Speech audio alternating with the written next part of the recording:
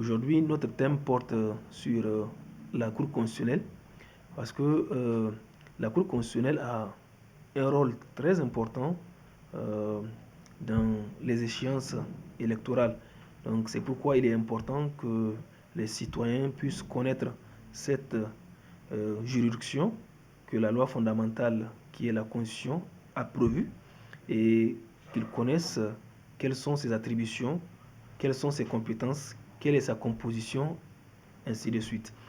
Alors, s'agissant de la Cour constitutionnelle du Niger, je voudrais présenter deux textes fondamentaux qui encadrent ou qui ont prévu ou qui organisent cette juridiction.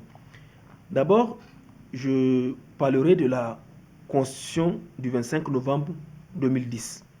Ensuite, la loi organique, puisque cette loi complète la Constitution, la loi organique 2012-35 du 19 juin 2012, qui détermine l'organisation, la composition, les attributions de la Cour constitutionnelle.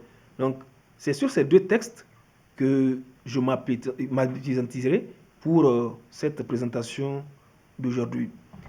Alors, s'agissant de la composition de la Cour constitutionnelle, au terme de l'article 121 de la Constitution du 25 novembre 2010, la Cour constitutionnelle comprend 7 membres âgés de 40 ans au moins.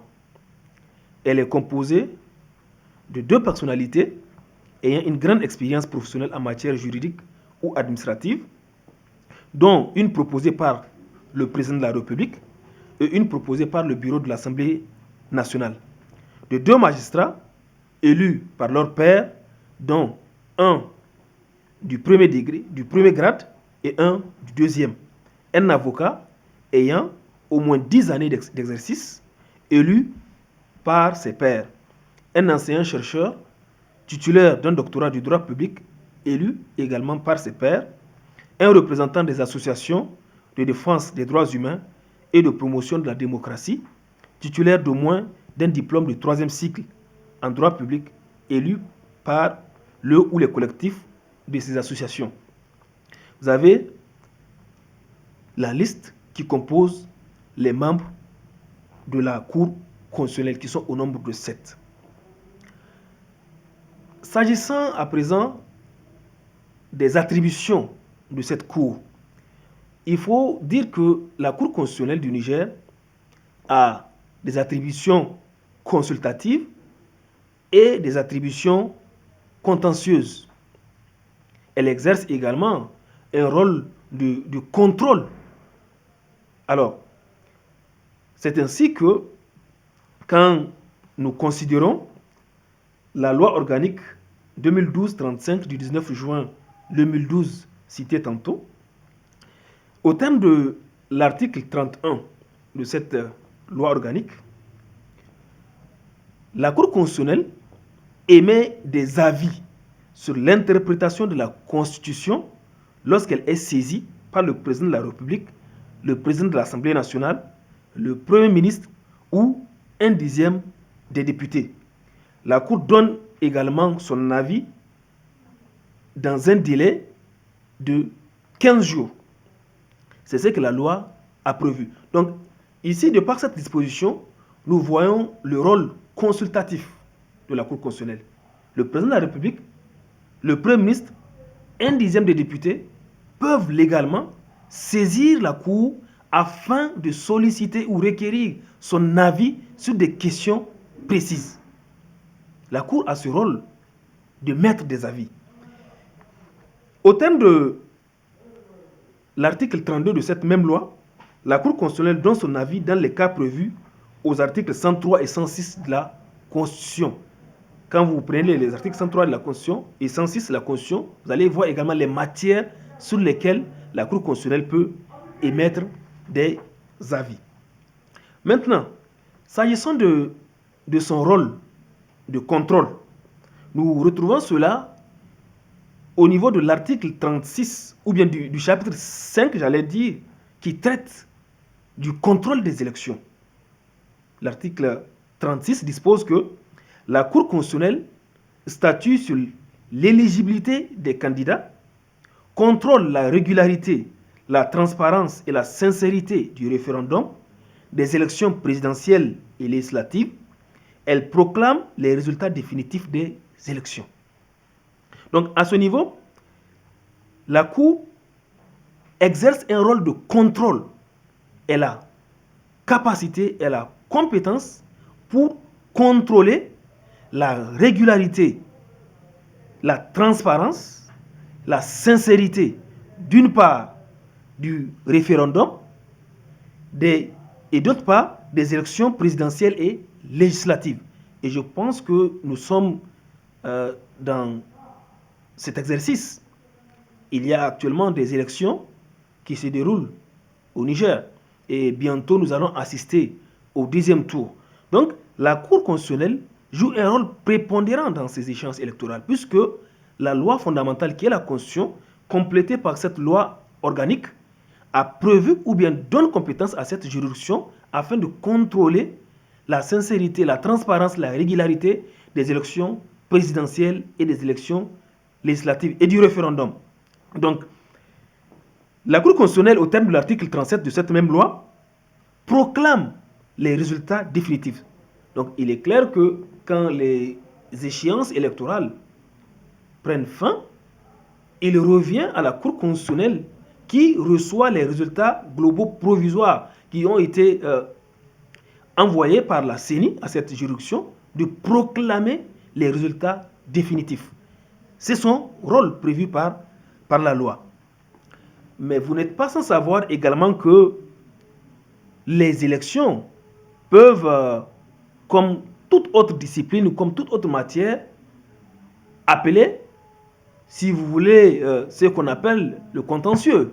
Puisque dans des élections, il y a toujours une partie qui sort ou bien qui remporte les élections et une autre qui ne la remporte pas. Donc, dans ce cadre, une partie peut estimer, et c'est son plein droit, que quelque part, elle doit exercer un recours afin de contester ou bien réclamer tel ou tel droit qu'elle estime avoir. C'est la loi qui donne aux différents candidats, aux différentes parties, le pouvoir, la possibilité de saisir la Cour constitutionnelle. Et c'est pourquoi, dans notre ancien numéro sur les droits et devoirs des citoyens, et s'agissant précisément du droit de vote, nous avons dit que les élections ne doivent pas être contestées par la voie, si vous voulez, des discours haineux, régionalistes, ethnocentristes, etc., ou bien par la voie de la violence. Mais la loi a prévu une voie et une institution devant laquelle les candidats et les partis politiques peuvent porter leur voix afin de réclamer légalement s'ils estiment quelque part leurs droits bafoués.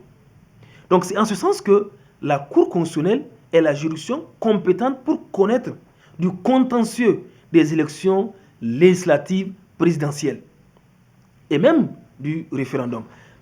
Et à ce titre, la loi organique précitée, en son chapitre 6, et précisément l'article 38, dispose que la Cour constitutionnelle est juge du contentieux électoral. La Cour constitutionnelle est compétente pour statuer sur les recours pour excès de pouvoir en matière électorale sans recours administratif préalable. Elle doit statuer dans un délai de 5 jours à compter du dépôt du recours au greffe.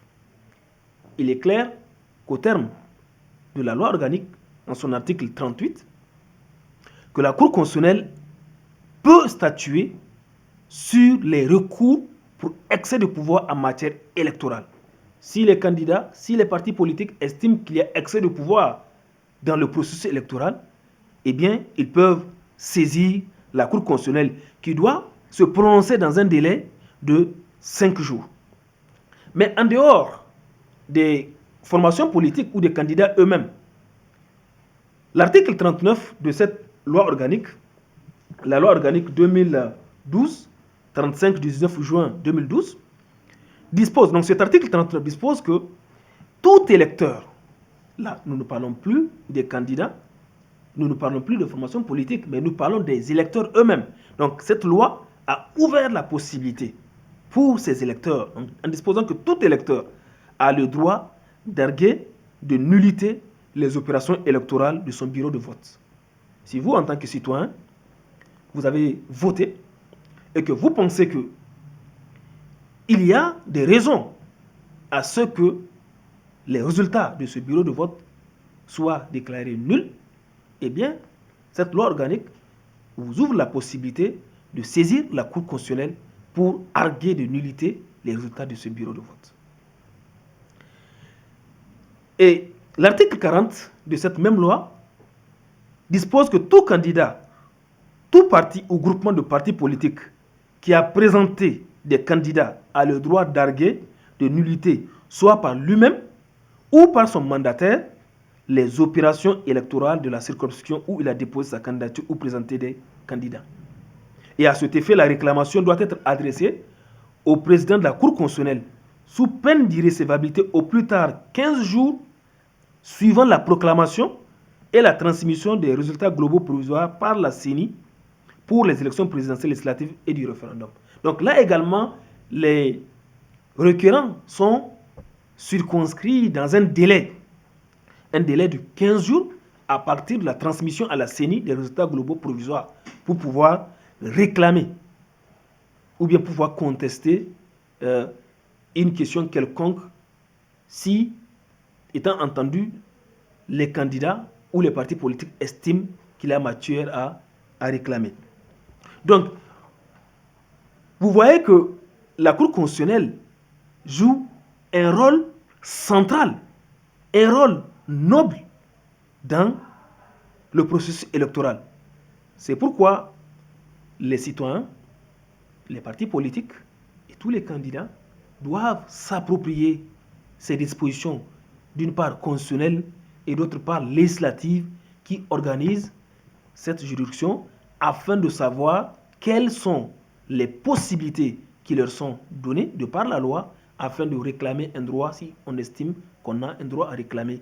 Et mieux, connaître le fonctionnement de la Cour constitutionnelle permet d'éviter souvent certains problèmes qui peuvent arriver ou bien qu'on peut estimer dans le cadre du processus électoral. Peut-être que la juridiction a telle compétence, mais la méconnaissance de ces compétences-là peut amener une autre interprétation. Mais si nous connaissons ces dispositions constitutionnelles, législatives, eh bien, ça permet à chacun, à tous les acteurs, de pouvoir véritablement accompagner la Cour constitutionnelle afin que nous ayons des élections apaisées dans notre pays. Voilà ce que je peux vous dire sur le rôle de la Cour constitutionnelle en matière électorale.